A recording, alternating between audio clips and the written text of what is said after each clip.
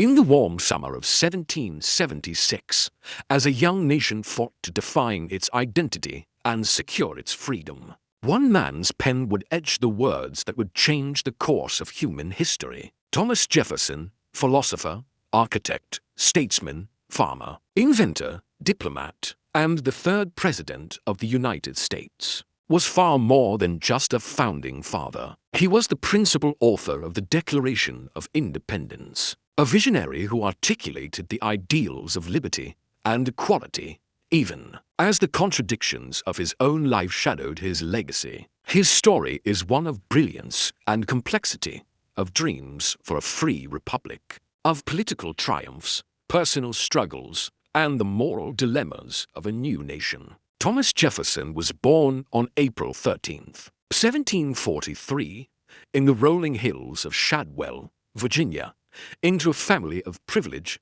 and opportunity. His father, Peter Jefferson, was a respected surveyor, cartographer, and planter.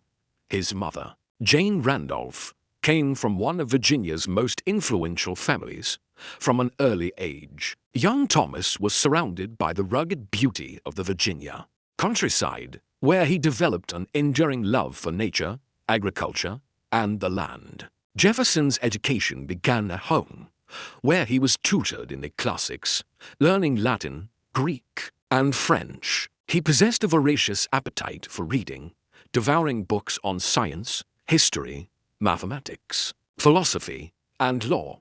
By the time he entered the College of William and Mary at age 16, Jefferson's intellect was already blossoming. He studied under renowned scholars, engaged in late-night discussions about politics and human rights, and formed the philosophical foundations that would later guide his career. Despite being reserved in social settings, Jefferson's mind was always active, restless, and curious. He was fascinated by architecture, music, and the sciences, keeping meticulous notes on everything from agricultural methods to mechanical innovations. These quiet intellectual pursuits would, in time, become essential tools in his public service. By the mid-1760s, tensions between the American colonies and Britain were reaching a boiling point. The Stamp Act, taxes on imports, and British interference in colonial affairs stirred resentment among the colonists. Jefferson entered politics, serving in the Virginia House of Burgesses. It was here that he became known for his eloquence on paper rather than fiery speeches. In 1774, he wrote *A Summary View of the Rights of British America*, a bold pamphlet asserting that the colonies were equal to Britain, not subordinate to it. This work spread quickly among revolutionaries, catching the eye of leaders across the colonies and marking Jefferson as a rising political thinker. In June 1776, with the Revolutionary War raging, the Continental Congress convened to formally declare independence from Britain. Jefferson, at just 33 years old, was chosen to draft the document. Alone in his Philadelphia lodgings, he worked tirelessly, quill in hand, crafting sentences that captured the collective hope of the colonies.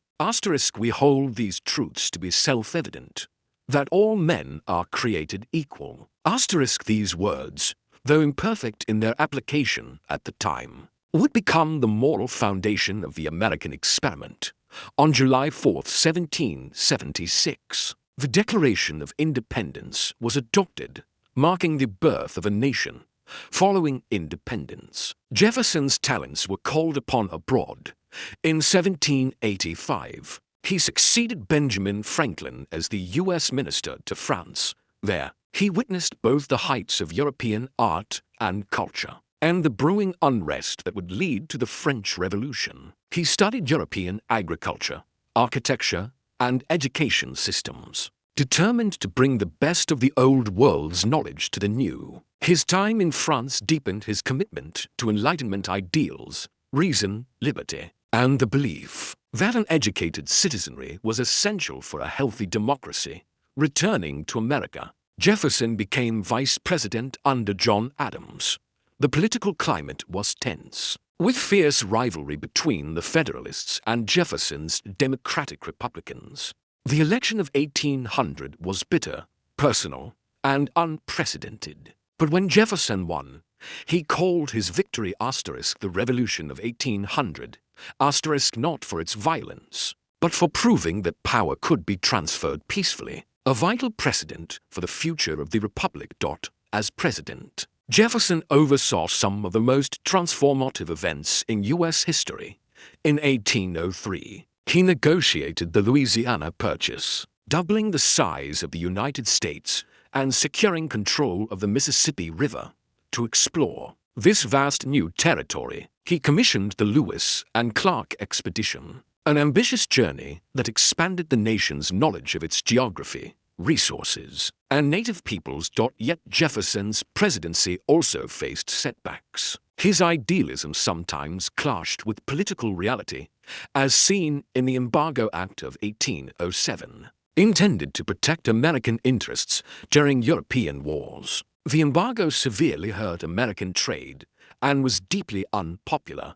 Jefferson learned that governing a young nation often required compromises that tested his principles. After 2 terms, Jefferson retired to Monticello, his mountaintop home in Virginia. There, he pursued his passions: farming, writing, designing, and promoting education. His crowning achievement in retirement was founding the University of Virginia, a school built on his belief in accessible, secular, and public education. Jefferson personally designed the campus, selected its faculty, and oversaw its curriculum, leaving a lasting gift to the nation.